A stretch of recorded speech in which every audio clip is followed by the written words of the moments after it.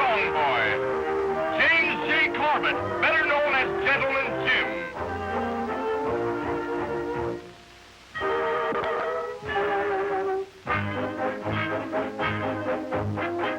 Bob Fitzsimmons from New Zealand, a terrific hitter. Now a rancher at Burbank, California. He won twice over Corbett, but nevertheless, they still seem to be good friends.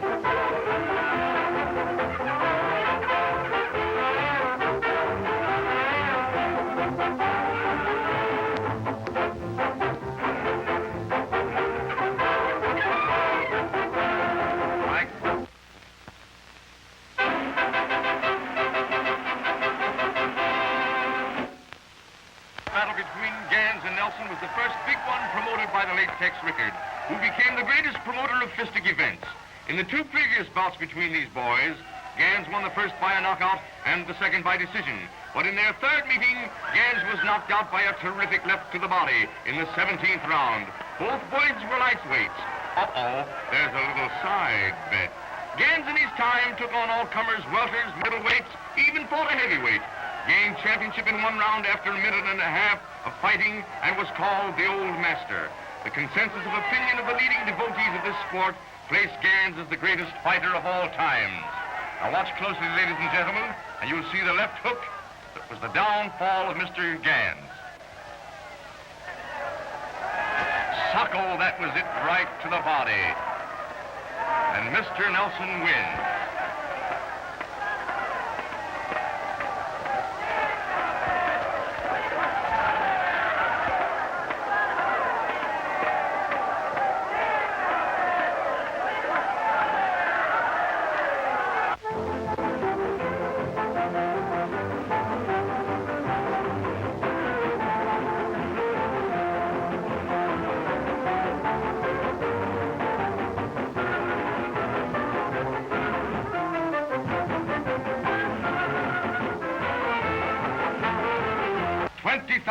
People were packed in a small arena to see the foreign champion take away the title. But the fight was over almost as soon as it began. Burns fainted, crashed his right to the Australian's jaw, and Mr. Squires reclined in the center of the ring, inhaling the rosin dust of the canvas.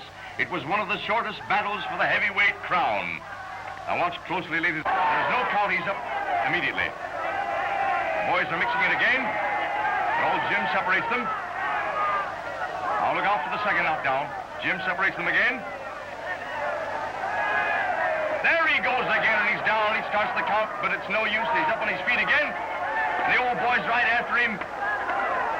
Now look out for the finish, and there it is. Old Jim counts 1, 2, 3, 4, 5, 6, 7, 8, 9, 10, and he's out.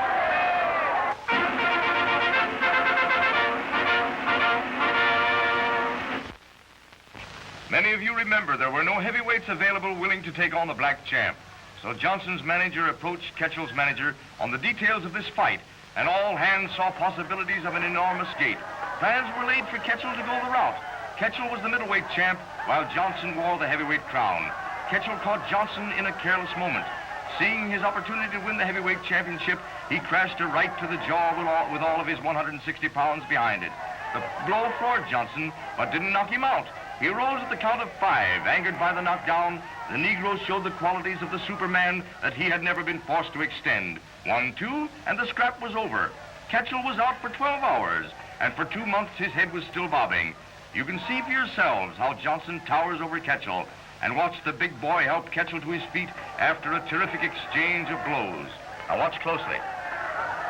They're mixing it up there now. There they go, an exchange of blows. The referee separates them. There, he lifted him to his feet. You see that? The referee separates them again.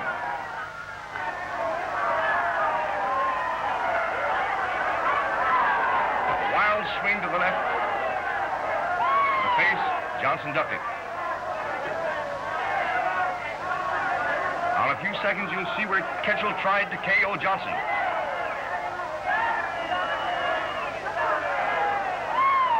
Sockhold, there it is, and the referee begins to count. 1, 2. The big boy is on his feet. 1, 2, and it's all over. And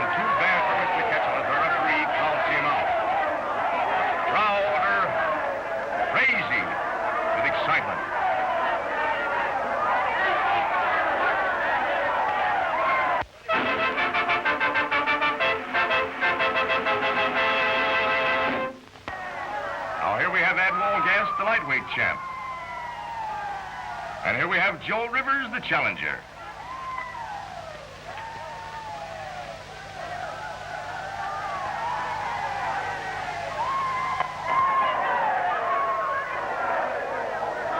Just watch these two human dynamos as they go to it.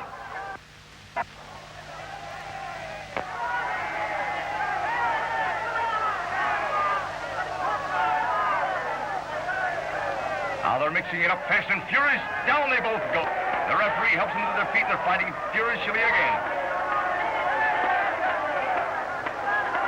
Down they both go again.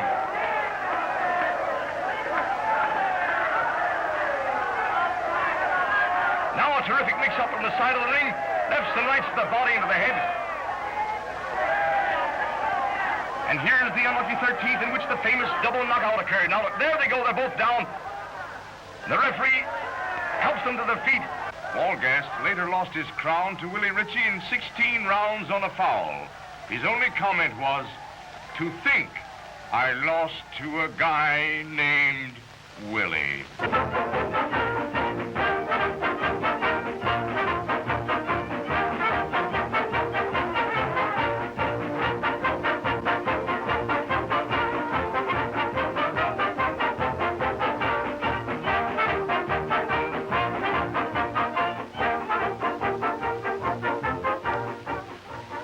This was the greatest crowd of the heaviest gate so far attained in pugilism.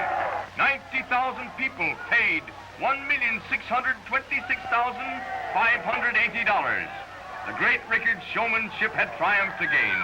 Carpentier was the European heavyweight champion, having started as a featherweight and worked his way through all classes. He had served with honor in the aviation service during the war.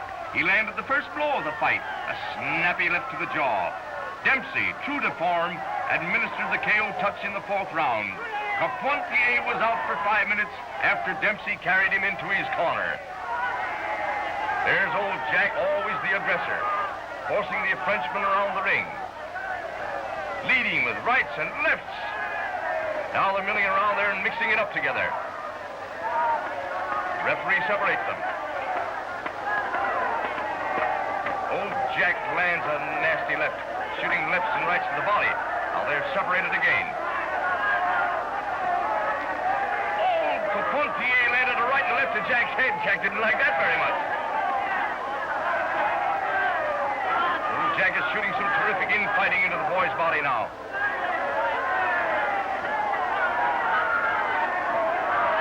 Now the boys are mixing it up for fair.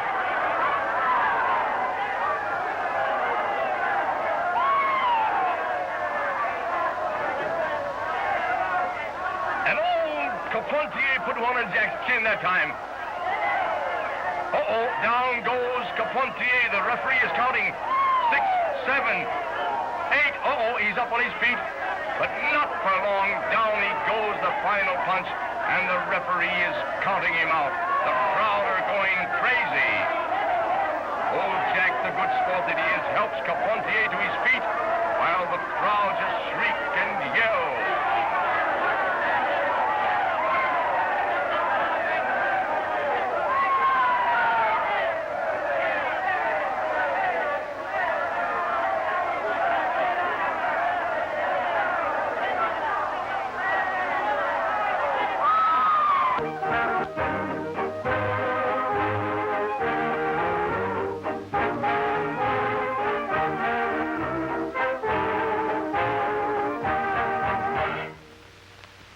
Little Pancho Villa was a native of the Philippines. Johnny Buff, the American flyweight king. This battle went to the little brown boy as he triumphed by the KO route in the 11th round. Watch these two little boys go. Wow! Socko rights and lefts to the head and to the body. Oh, Mr. Buff took one on the chin that time. And that time, and that time. And down Mr. Buff goes. The referee pushes the brown boy back, and there's no count. The boys start fighting over again. Socko a right to the chin, and down he goes. And I believe that, yes, the bell saved him. Now we'll see what he has to offer this round. They meet in the center of the ring. Villa shoots rights and lefts to the head and to the body, to the chin. And in comes the towel, saving little Johnny Buff.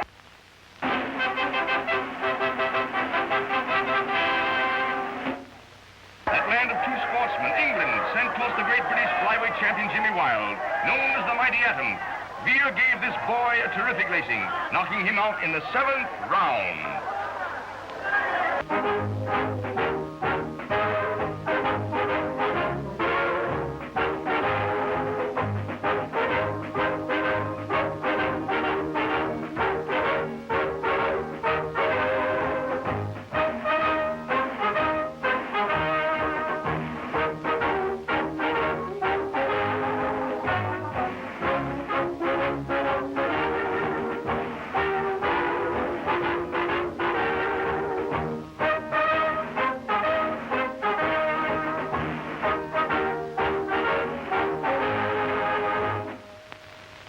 Was the featherweight champion, holding the title for 11 years. He did this fighting in the detestable no-decision bouts, which were the only type sanctioned by the New York and Pennsylvania laws. Cricky, a Frenchman and heroic ex-soldier, served through the entire war, emerging with a jaw shattered at Verdun, which was rebuilt by surgeons in one of those miracles of post-war plastic surgery.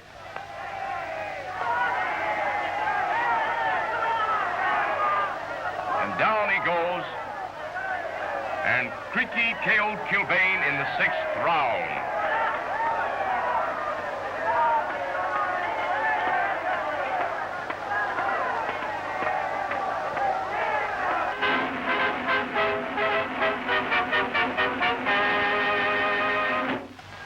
Look at Dundee in there, shooting lefts and rights, the body, and to the head. Boys are now milling around.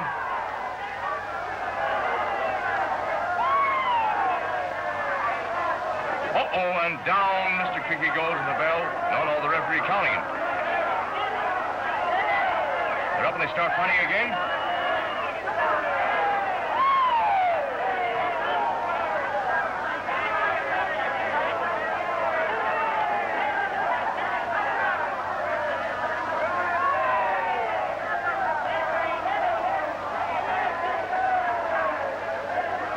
And Dundee receives the referee's verdict.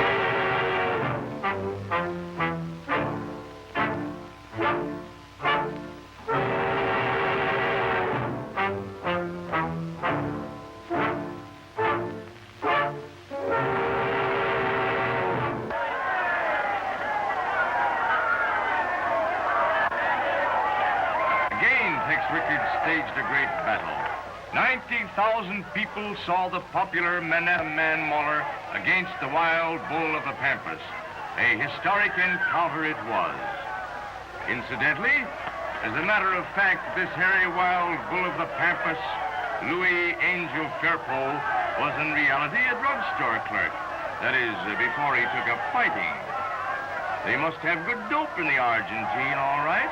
He was a huge bulk of a man with huge shoulders and a mighty frame. In the historic 1st round, Dempsey knocked Firpo down 6 times. The scrap ended in the 2nd round, when Dempsey met him with a blasting blow to the chin, followed by a crashing right to the button. The huge Firpo dropped inert, as if he had been a Pampas bull hit by the axe of a butcher, and was out long after the fatal 10 had been counted.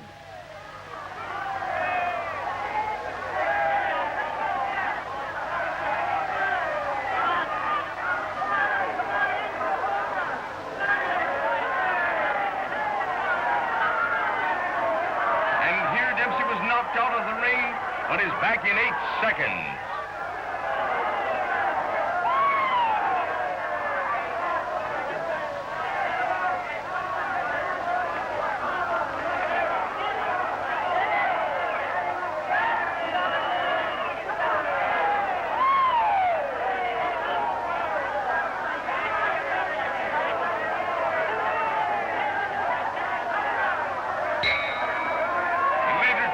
Dempsey, in describing this fight, said, With Gibbons, a scientific boxer, it was stand up and box. But with Burpo, it was get up and sock.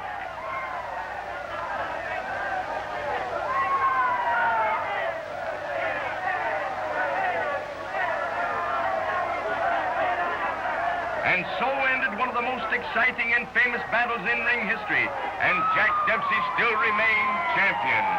What a match for Popeye. He laid him among the daisies.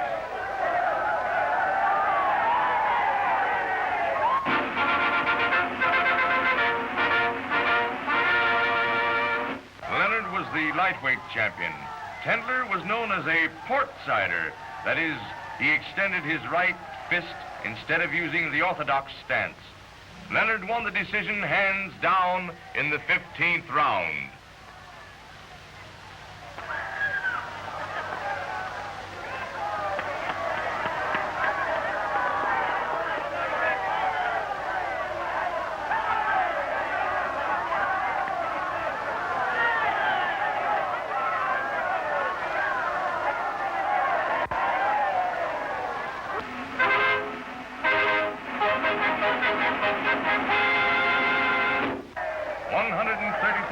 Spectators were garnered here by Rickard to see the mighty Dempsey annihilate the modest, scientific ex-Marine, Gene Tunney.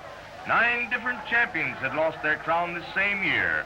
Dempsey was bothered and badgered by other matters, including quarrels with his ex-manager, Jack Doc Kearns.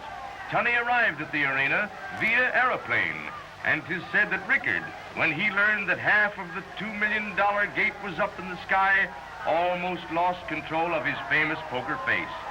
Tunney received the decision at the end of the 10th round.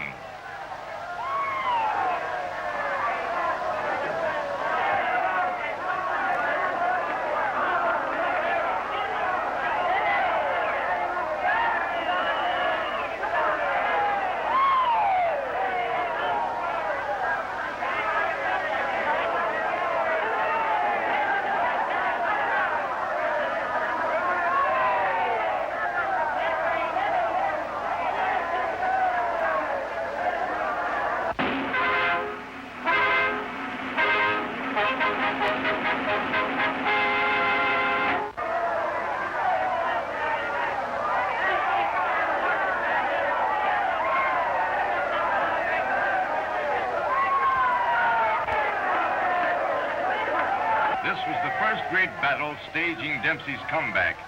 Dempsey showed flakes of his old-time form in his comeback and knocked his boasting opponent out in the 7th round with a body blow and a left to the jaw.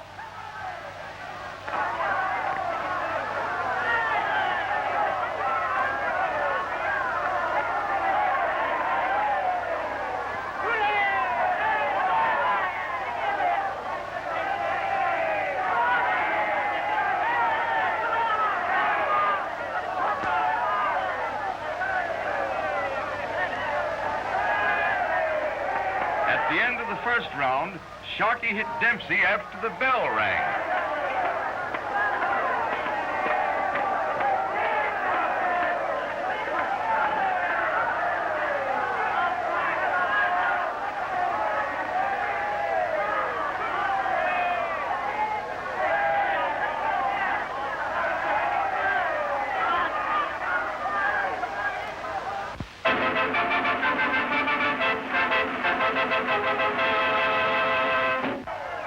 More than 135,000 people paid $2,668,660 to witness this match, which to date is the record gate, and Tex Rickard was the only man to stage $1 million or more contest.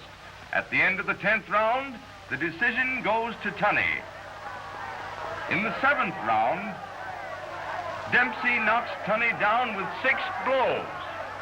1, 2, 3, 4, 5, 6.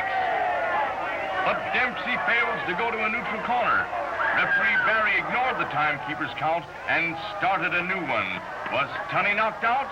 Did the double count save him? If Tunney had raised on the count of 9, could he have shown the speed?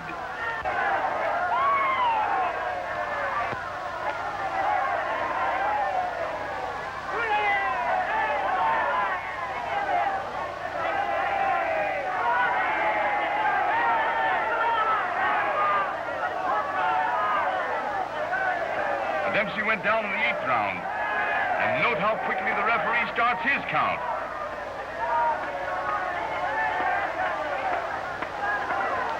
Dempsey's only comment on this fight was, "I hit Tunney once too often."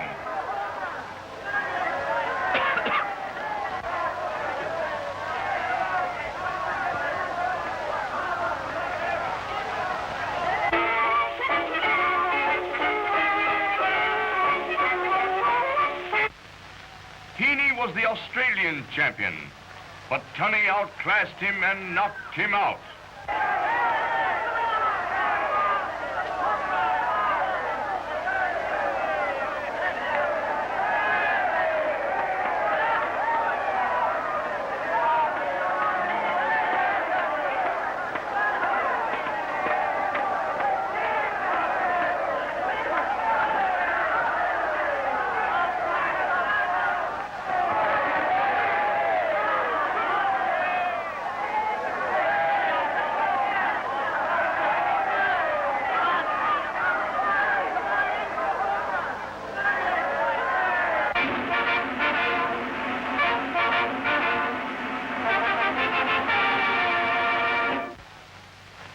Sharkey fouled Schmeling in the 4th round, giving the heavyweight championship of the world to the German.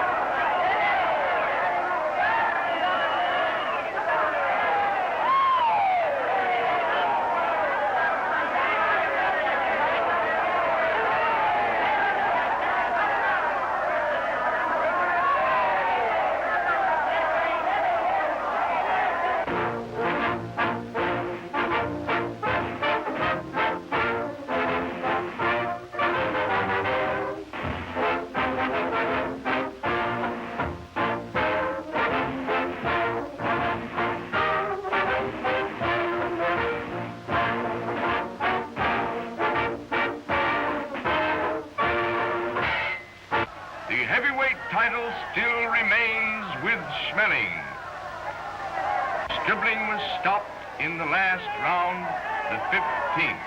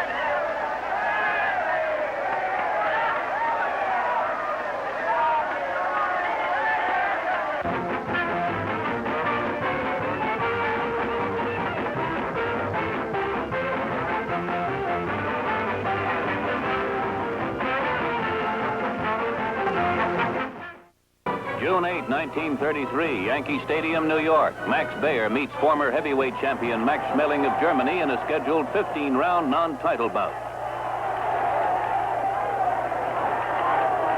Baer has gotten off to a fast start, but he doesn't break cleanly, and he draws a warning from referee Arthur Donovan. Both men have impressive knockout records. Schmeling stopped 31 men, while Baer KO'd 27. Incidentally, Baer now has a winning streak of 12 fights.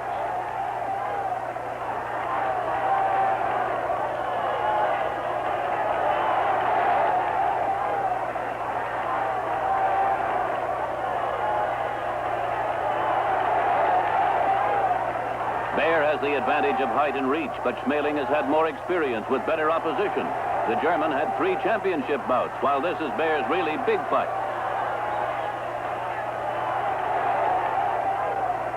Here's Schmeling about to land a hard right.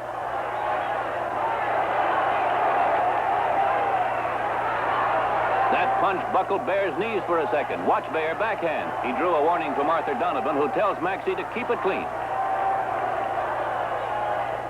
Bear's most dangerous punches are a left hook and uppercut to the body, followed by a looping right to the head. Schmeling's most effective weapon is a short right hand to the jaw.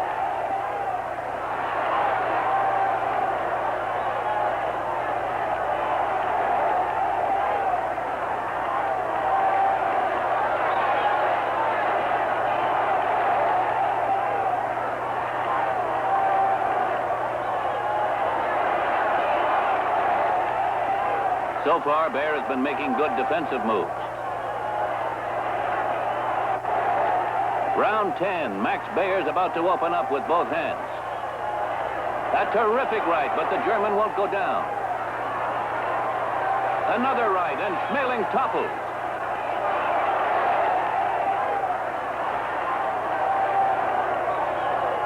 Referee Donovan picks up the count, and Schmeling barely makes it at 9.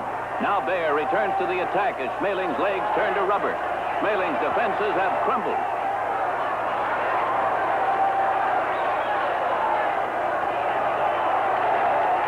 Max Bear scored a sensational technical knockout over Max Schmeling to gain a clear shot at the heavyweight crown, which he went on to win 1 year and a week later.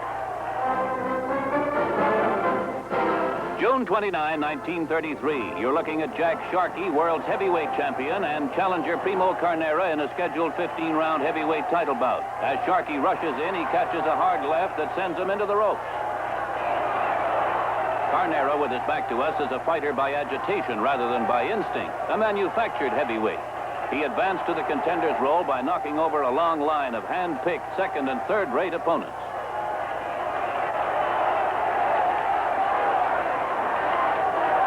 Sharkey is making the first defense of the crown he won from Max Schmeling 1 year ago.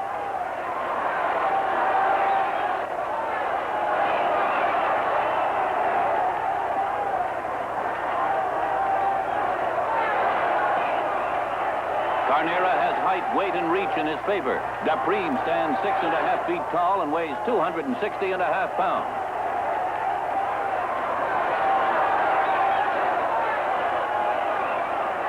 The question is, can Sharkey's speed and faster punching overcome Carnera's advantages in height, weight, reach, and brute power?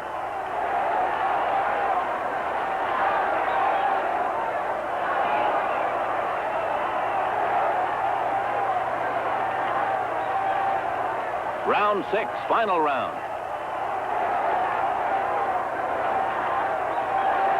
Sharkey hasn't been getting away from Dupreme's shots. He's slowing down.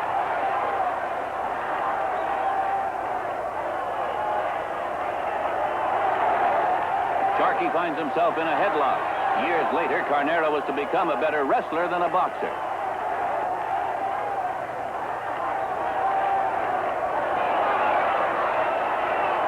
Now Carnera opens up with uppercuts, and Sharkey is getting deeper and deeper into trouble. His crown has begun to topple.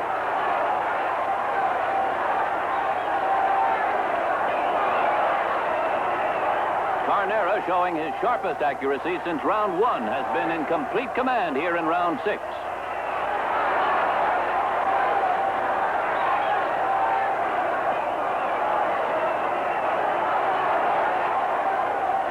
Now watch Sharkey's best punch of the fight, a right hand, but it only slows Primo down a moment.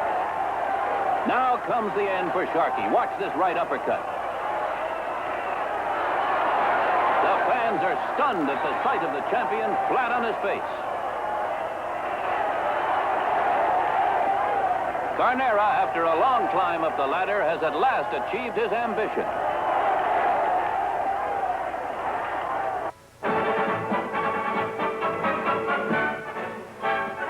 World heavyweight champion Primo Carnera made the second defense of his crown against Tommy Loughran.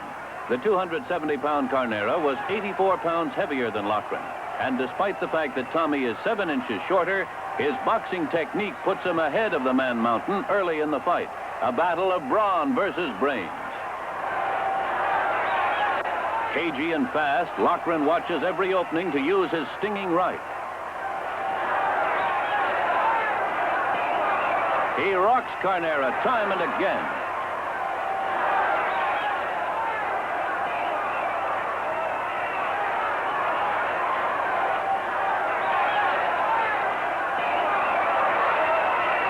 Earlier in the fight, Tommy took rounds 2, 3, and 4, giving him a good lead.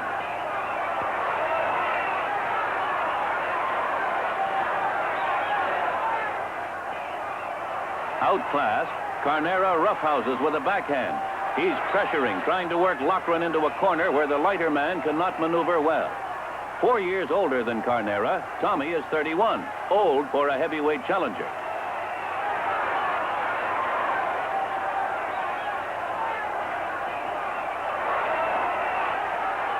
When Primo can get Tommy in a corner, he clubs and mauls away, trying to wear down the smaller man by sheer power. Mclaren has taken some solid punches. However, Carnera usually scores only when his opponent is more or less stationary.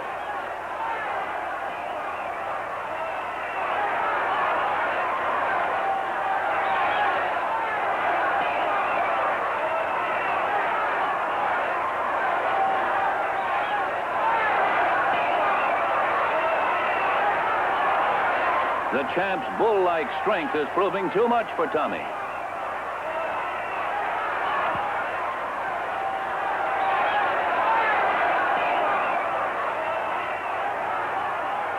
Mclaren backtracks, trying to last the 15 rounds. He ducks a left and sidesteps as Carnera reels across the ring. The final round, and there is little doubt as to the outcome. Dupreme's stamina and size wore down the challenger.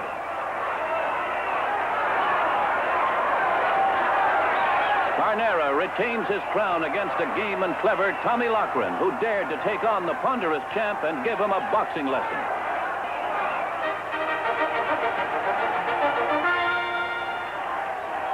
It was a different story for Carnera 3 months later when he faced a man nearer his own size. A big 6'3", Max Baer is still 3 inches shorter than Dupreme and 54 pounds lighter.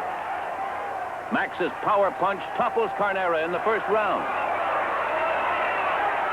Baer rushes in to follow through and again punches the giant to the ropes. Carnera's one thought is to get away from Baer's lethal punches.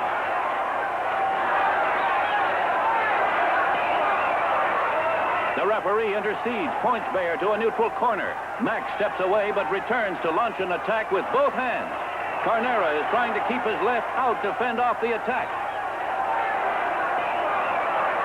The champ went into the ring a general favorite. He was considered too big and powerful for Baer, but they didn't tell Max. Baer moves in and explodes with both hands. Carnera goes down, pulling Baer with him. It's like a wrestling match. Max is all over the giant. He follows left with right, and for the third time, both are down.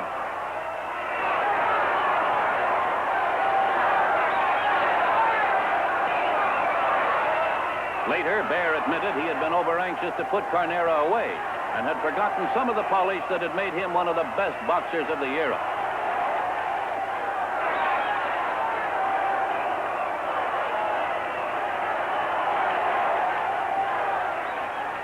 Carnera does better midway in the fight.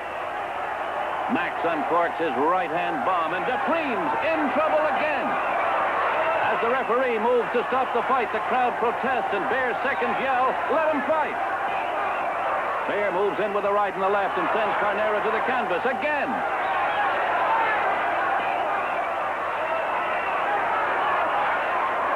Carnera is floored 3 times in the 10th, but he refuses to take even a breather. He has heart, but Carnera is up against Max, the giant killer.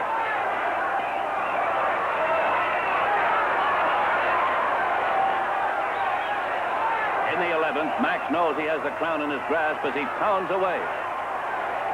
An overhand right sends Primo down for a 2 count. That's the 12th time Carnera has gone down. Baer follows up his advantage, but watch. As they break, Carnera speaks to the referee. He's had enough. Max Baer is the new world heavyweight champion.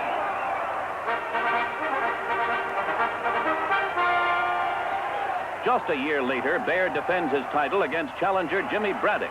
The Irishman was the Cinderella man of boxing. He was considered a has-been. Baer was disdainful of the challenger.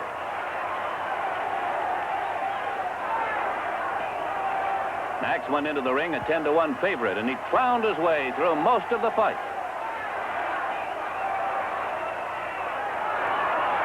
Braddock had started his comeback a year earlier. The night that Max had flattened Carnera, Braddock had won an upset victory over Corn Griffin in a preliminary bout on the same card. Braddock boxes masterfully on the defense, using a consistent left jab and blocking or ducking Max's ponderous swings. As Baer moves in, Braddock lands counter punches to the head.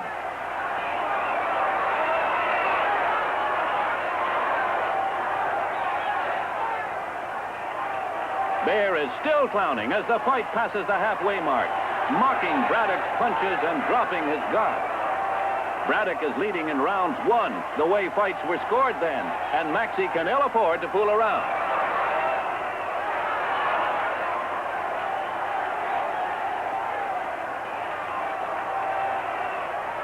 Braddock is carrying the fight to Baer, who displays none of the devastating power that he unleashed in the Carnera fight.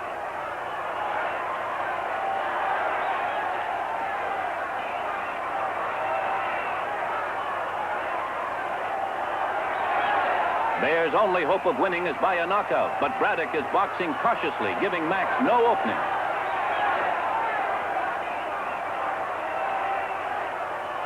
At the 12th, Max knows he's trailing badly, and he gets desperate. He keeps pounding his right to the ribs, but Braddock is taking all he can dish out.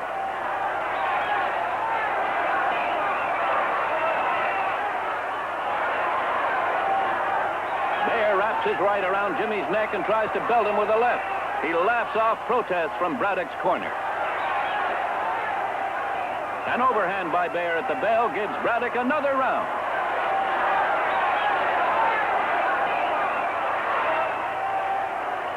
The final round. There have been no knockdowns in the fight, and Baer knows he has lost unless he can knock Braddock out. The referee, coming in to break the clinch, gets a cup on the ear from Baer. They punch toe-to-toe as Baer tries for a kill. The fans are on their feet screaming encouragement to Braddock. No champion ever successfully defended his crown in Long Island City Bowl, and Baer is about to join the ranks of those who lost their titles here.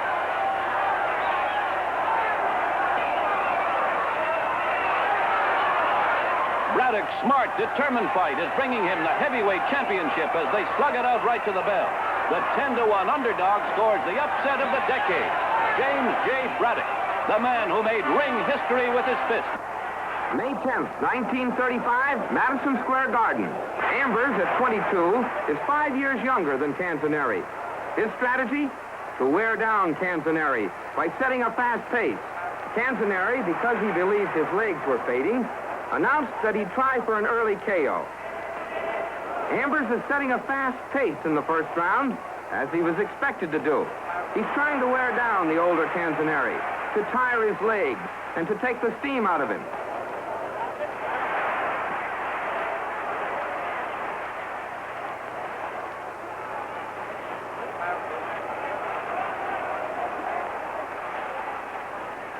A fairly even frame so far.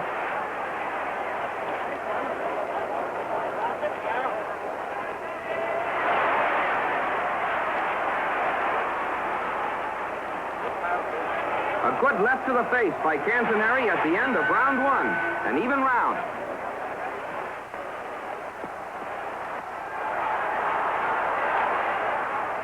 Tony Canzoneri, leading the lower corner, is the underdog. But he took round 2, putting him ahead of Lou Ambers here in round 3.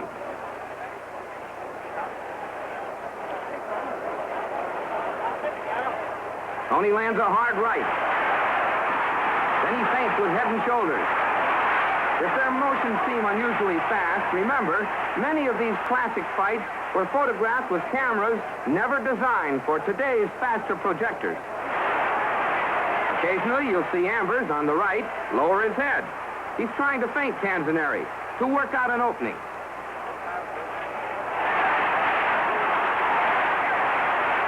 He's still doing a lot of bouncing. Canzoneri is cool and collected. He's taking his time. You notice he's a bit more flat-footed than Ambers.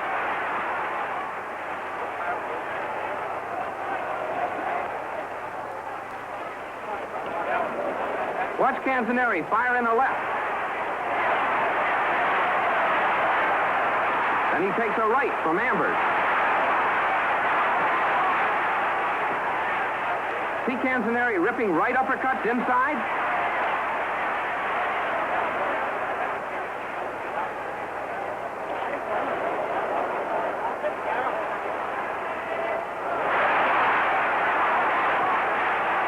Now watch closely. Canzoneri's about to make Ambers' knees buckle with a right-left combination. See? Ambers was shaken up a bit.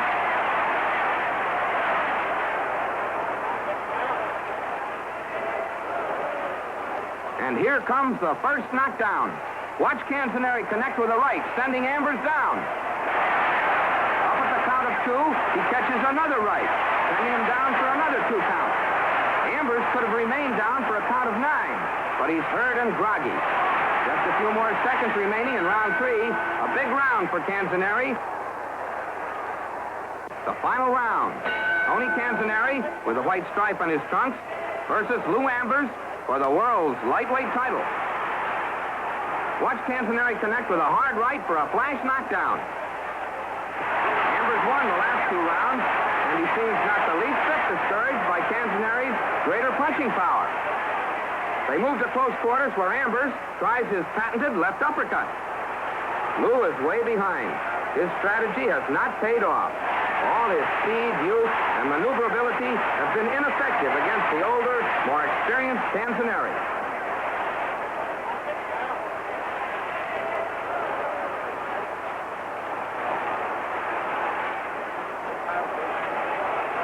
Lou misses with both hands, then ties up Tony.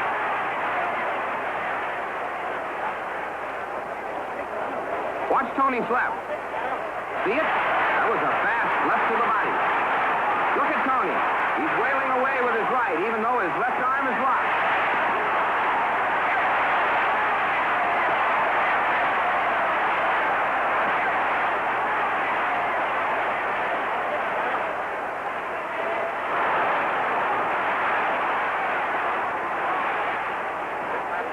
Ambers, about to catch a left to the face, delivers a right to the ear.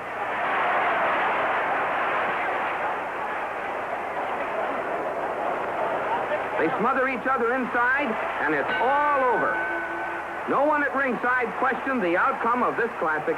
It remained only for ring announcer Joe Humphreys to proclaim that the former champion Tony Canzoneri had regained the world's lightweight crown.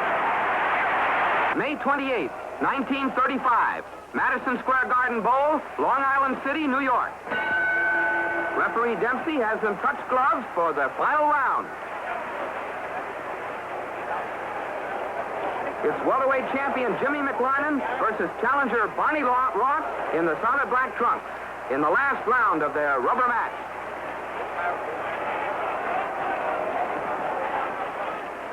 Ross is rough and tough.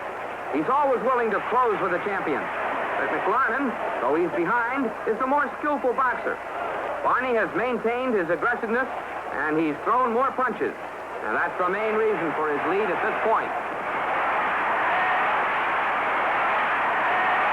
Here comes a heavy barrage by Ross.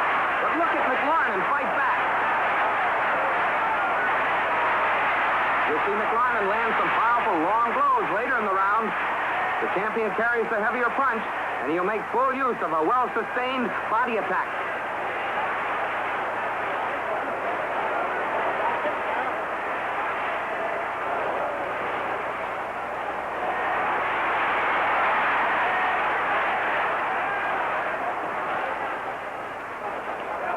Mclaren has Ross near the rope.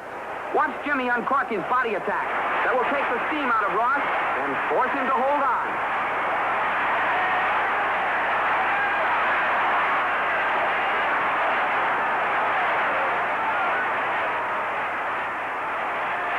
Ross is holding. He's tired, while Mclaren is finishing strongly.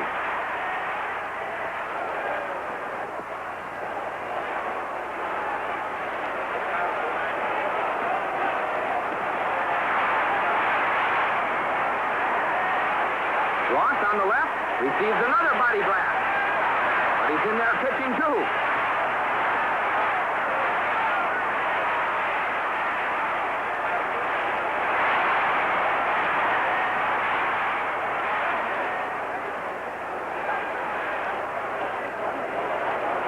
Both working on the body, and now Ross forces Mclaren to the rope.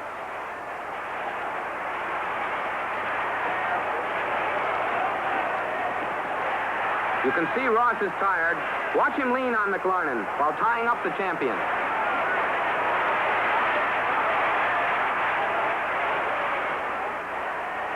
McLaren's body blows have slowed down Barney Ross.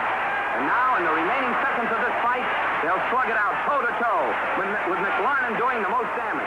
Watch.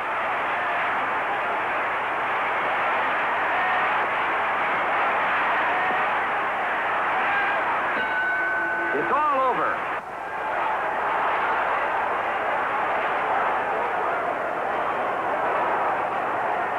Ross regained the welterweight crown. May 28, 1935. 1936. A dark comet streaks across the boxing skies. Joe Louis, Detroit Brown Bomber, and Max Schmeling, leading contenders of the day, swap punches in a fight few will never forget.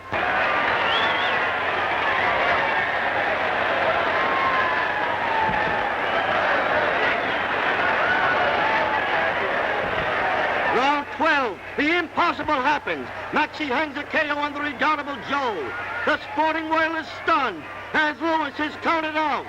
Is he merely a pugilistic meteor, a flash in a pan, or will his star rise again? Rise again it does. 1938. Joe Louis, who meanwhile had become heavyweight king by dethroning Braddock, again meets the man who conquered him.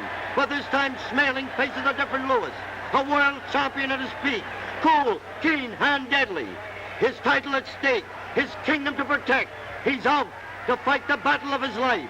The Brown Bomber is determined to annihilate the Black Ulan in a boxing blitzkrieg. Sacco. Louis lets the moxie have it. The champ starts hitting his opponent with everything but the kitchen sink. And if you ask Schmeling right now, he'll probably tell you the Brown Bomber's walloping him with the sink as well.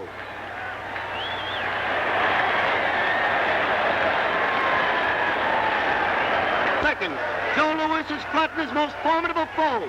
The Brown Bomber remains the monarch of all he surveys in the squared ring. 1939, the boxing kingdom also has its stout-hearted jesters. Two-ton Tony Galento meets Joe Louis.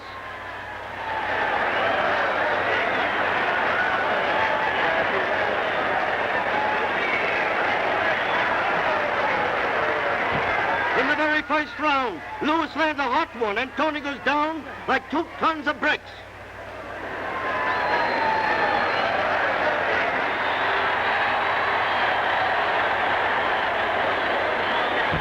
Round 3, Galento knocks down the champ. What's this, Tony? Are you the ring's next man of destiny?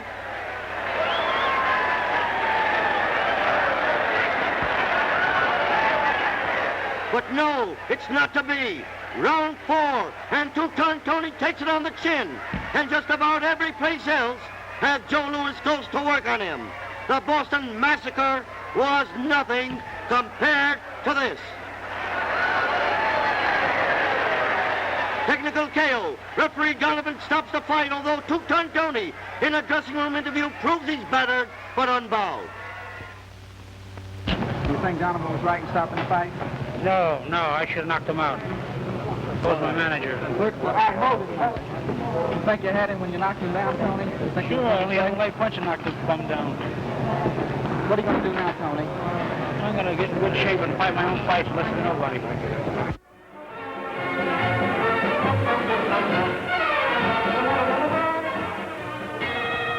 Kid Gavilan, wearing the white trunks, is in the ring with a very rugged foe tonight. King of the welterweights, he is fighting Walter Cartier. a contender for the middleweight title. Cartier at 159 pounds is 10 pounds heavier than the flashy Cuban. And flashy is the word for Gavilan tonight. For his thousands of fans in Madison Square Garden, he is showing his virtuosity as a puncher, the variety of blows that have made him a favorite of the boxing public. The first 2 rounds have gone to Cartier. Gavilan starts to put on the pressure.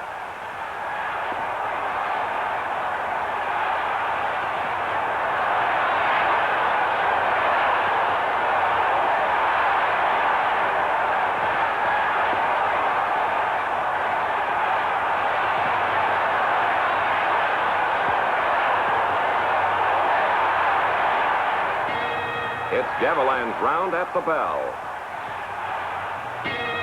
Last round, and Cartier's on the verge of winning the fight on points. For the past 6 rounds, Gavilan has failed to press the attack. And at this point, the crowd knows the only way their favorite can win is by a knockout. And the Kid knows this, too. Gavilan picking up the pace. Look at him set himself and aim.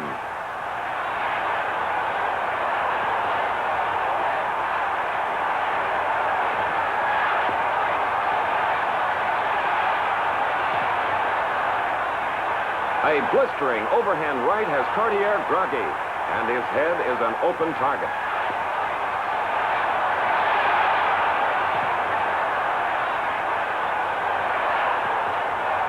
A slamming right by Gavilan, and Cartier goes down. And that's it. Ruby Goldstein signals the fight is over. It's a tremendous ring triumph for Gavilan, who came from the edge of certain defeat to a smashing KO victory over Walter Cartier.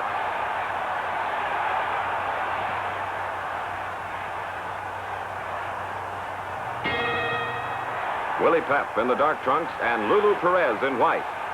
Pep, 31 years old, and an ex-featherweight champion, is on the comeback trail. This is Willie's 190th fight in his long career, and he's been beaten only 6 times. He's as crafty as they come. A solid right to the head, and Pep is down.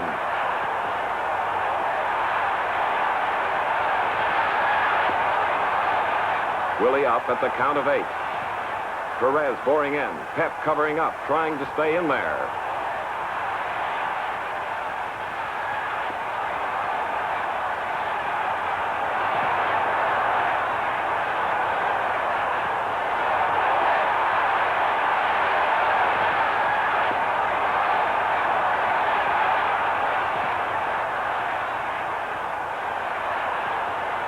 Again, those jabs and hooks, and Willie Pep is holding him off, but Lulu is going to send him down again.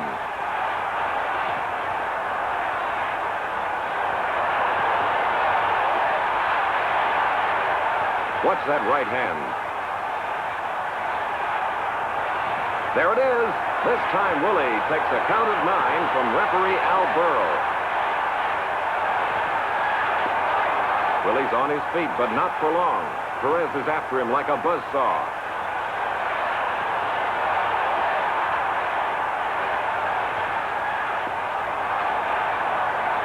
There he goes, and this time the camera brings you the knockdown in slow motion.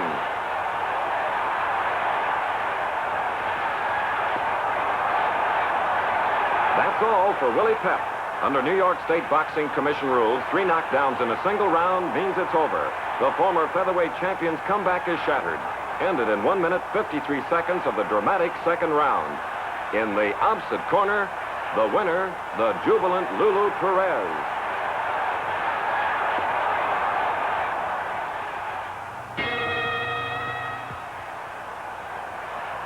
That's Tony Demarco in the black trunks and Carmen Basilio in the white. Tony is making his first defense of his welterweight title since he won it from Johnny Saxton just 2 months ago. Carmen, a real rugged rock'em sock'em type fighter, has not been defeated in his last 11 fights. This is the 10th round, and it's been a seesaw battle all the way. Neither fighter has given an inch, and both of them have thrown everything they've got at each other. That right hand hurt Demarco, and he's in trouble. The champion goes down. Referee Harry Kessler shouts the count into his ears. He's up, but staggering.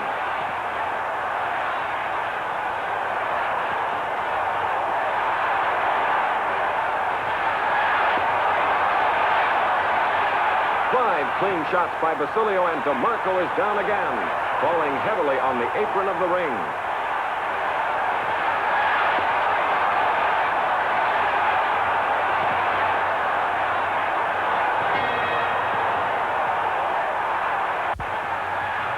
Seldom will you see a fight like this one between Tony Demarco and Carmen Basilio. At this point, the champion in the black trunks is just managing to hang on. The challenger, Basilio, is ripping him with everything he has, and this time, Tony won't last the round.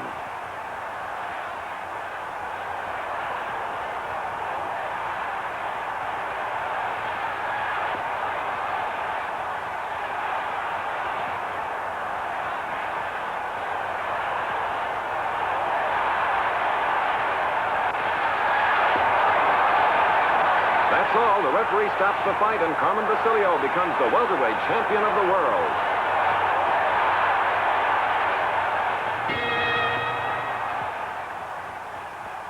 World champion Bobo Olson wearing black trunks and Sugar Ray Robinson, the challenger, wearing white. It's the second round of this middleweight championship fight in Chicago Stadium. For Olson, this is the third time he's faced Sugar Ray. On both previous occasions, Robinson beat him.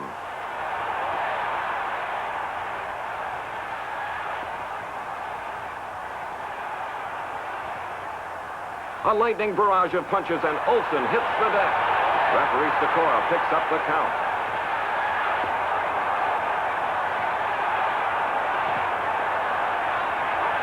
It's all over. For the third time, Robinson is the middleweight champion of the world. Winner by a knockout in the second round, Sugar Ray is once more the king of his division.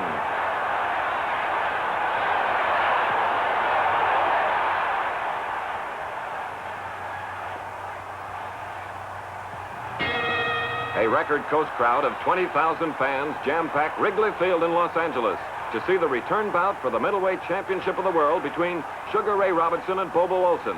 It's the fourth round, and at this point, the champion leads Olson on all of the officials' cards. Referee Mushy Callahan breaks the two fighters. Robinson has the outstanding record of 137 wins against only 4 losses, 89 of those wins by KOs. Olson also can put him away, as proven by his 30 knockouts and his 65 victories.